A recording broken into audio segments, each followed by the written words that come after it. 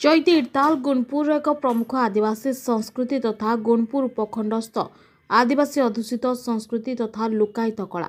पारंपरिक वाद्य नाच गीत तथा स्थापत्य और प्रतिभा लोकलोचन को आनिबार एक जीवंत प्रयास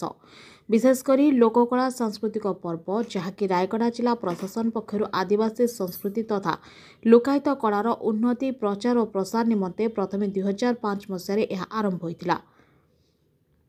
विशेषकर इडताल रायगड़ा जिला अंतर्गत गुणपुर उपखंड लांजिया सौरा संप्रदाय कला पारंपरिक रीतिनीति सहित जड़ित होता है एवं यह कांथचित्र को बुझाए जोठारे लांजिया सौरा जनजातिर पूर्वपुरुषों देवादेवी रीतिनीति संपर्क में अनेक लुकायित तथ्य जनापड़ी है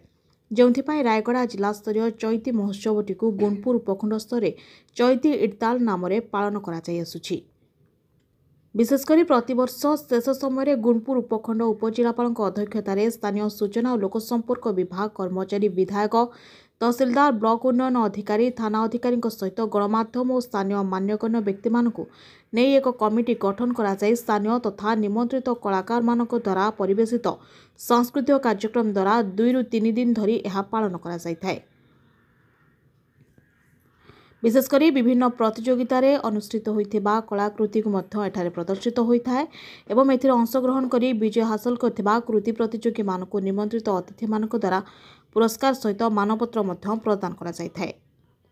रायगड़ा जिलूर स्वतंत्र संवाददाता जितेंद्र कुमार शतपथी रिपोर्ट समीक्षा न्यूज लाइव।